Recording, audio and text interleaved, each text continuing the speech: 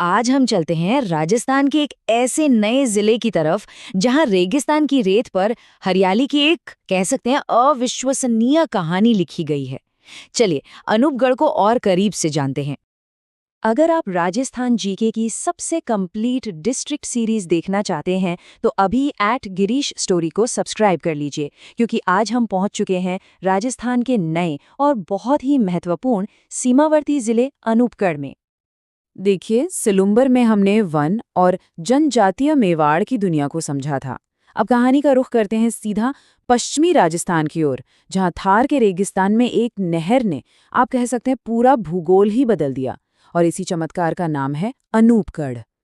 तो चलिए शुरू करते हैं। सबसे पहले अनूपगढ़ की प्रशासनिक पहचान को समझ लेते हैं, क्योंकि यहाँ से सीधे सीधे एग्जाम में सवाल बनते हैं। ये 3 फैक्ट्स तो बिल्कुल याद कर लीजिए। पहला, अनूपगढ़ का गठन हुआ 2023 में। दूसरा, इसे श्रीगंगानगर से अलग करके बनाया गया। और तीसरा, ये बीकानेर संभाग का हिस्सा है। ये तीनों ही बहुत ज़रूरी हैं। अब अगर इसकी लोकेशन देखें तो अनूपगढ़ की सीमाएं श्रीगंगानगर और बीकानेर से तो लगती ही हैं, साथ ही पाकिस्तान से भी लगती हैं, और यही बात इसे एक अंतर्राष्ट्रीय सीमावर्ती जिला बना देती है। तो एक बात यहाँ पर गांठ बांध लीजिए, अनूपगढ़ की एक दोहरी पहचान है। एक तो ये एक सीमावर्ती जिला है, और दूसरा इसका पूरा का पूरा अस्तित्व एक नहर प्रणाली पर टिका हुआ है। ये दोनों बातें समझना बहुत जरूरी है। अब बात करते हैं उस असली चमत्कार की जो अनूपगढ़ को इतना खास बनाता है। कैसे रेगिस्तान के ठीक बीचों बीच एक जीवन रेखा खींच दी गई। ये स्लाइड देखिए, ये पूरी कहानी को एकदम साफ कर देती है। एक तरफ थी थार की चुनौतियां, रेतीली मिट्टी, सूखी जलवायु, और दूसरी तरफ इसका समाधान, इंदिरा गांधी नहर, जिसने इस बंजर जमीन को उपजाऊ बना दिया। तो ये बात साफ है कि इंदिरा गांधी नहर सिर्फ पानी का एक सोर्स नहीं है, ये अनूपगढ़ की लाइफलाइन है, उसकी जीवन रेखा है। इसी नहर की वजह से यहाँ खेती हो पाई और रेगिस्तान में बस्तियां बस सकीं। अनूपगढ़ की कृषि का आधार ही यही नहर है।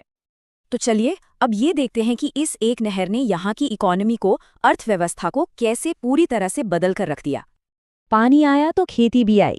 पानी की वजह से ही अनूपगढ़ आज गेहूं, कपास और सरसों का एक बड़ा प्रोड्यूसर बन गया है। यहाँ की पूरी अर्थव्यवस्था इसी नहर पर आधारित खेती के इर्द गिर्द घूमती है। ये एक लाइन अनूपगढ़ के महत्व को पूरी तरह से बता देती है।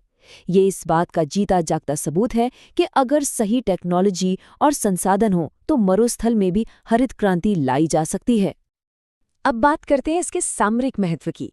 देखिए, पाकिस्तान के साथ अंतर्राष्ट्रीय सीमा होने की वजह से ये देश की सुरक्षा के लिए एक बेहद संवेदनशील और महत्वपूर्ण इलाका है। यहाँ पर सीमा सुरक्षा बल यानी BSF की मजबूत मौजूदगी रहती है। ठीक है, तो अब तक हमने जो कुछ भी समझा है उसको एग्जाम के हिसाब से कुछ मेन पॉइंट्स में फटाफट रिवाइज कर लेते हैं, ताकि सब कुछ अच्छे से याद रहे। चलिए इन 5 सबसे खास फैक्ट्स को जल्दी से दोहराते हैं। गठन हुआ 2023 में, अलग हुआ श्रीगंगानगर से, संभाग है बीकानेर, खेती का आधार है इंदिरा गांधी नहर, और इसकी खास पहचान है एक सीमावर्ती जिले की। ये सीधे सीधे एग्जाम में आ सकते हैं। तो चलिए अब कुछ आसान से सवालों के साथ अपनी समझ को परखते हैं, देखते हैं कितना याद रहा।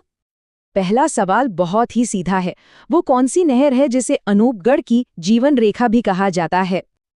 जी हाँ, बिल्कुल सही। इसका जवाब है इंदिरा गांधी नहर। इसी ने इस पूरे इलाके की किस्मत बदली है। दूसरा सवाल इसकी प्रशासनिक पहचान से जुड़ा है। याद कीजिए, ये किस डिवीजन में आता है?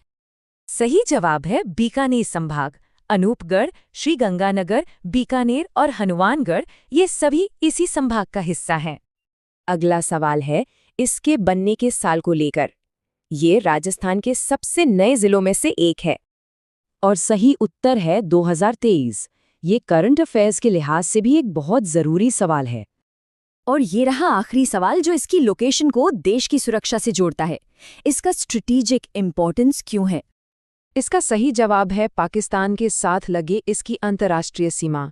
तो अनूपगढ़ सिर्फ खेती का ही नहीं बल्कि देश की सुरक्षा का भी एक बहुत महत्वपूर्ण केंद्र है।